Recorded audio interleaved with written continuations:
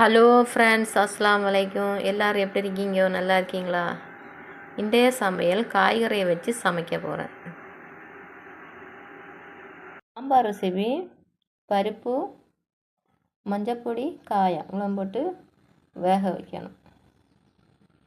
பருப்பு வெந்ததும் காய்கறியும் போட்டு அதில் பூண்டு, கருவேப்பிலை, மல்லி இலை, உப்பு போட்டு வேக வைக்கணும்.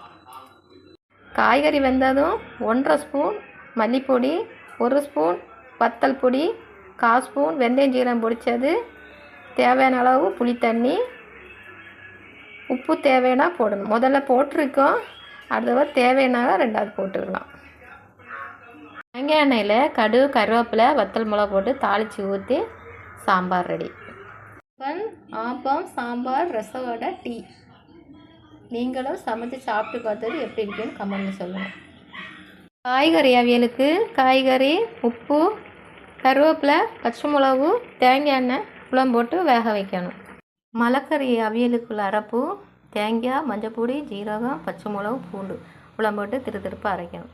அவியலுக்குள்ள மசாலாவையும் போட்டு கொஞ்சோண்டு புளி தண்ணி ஊற்றி கிண்டி இறக்கணும். லஞ்சு, சாம்பார், அவியல், வடகம். நீங்களும் சமைச்சு சாப்பிட்டுட்டு எப்படி இருக்குன்னு கமெண்டில் சொல்லுங்கள். சப்ஸ்கிரைப் பண்ணுங்கள், சப்போர்ட்டு பண்ணுங்கள், லைக் பண்ணுங்கள்.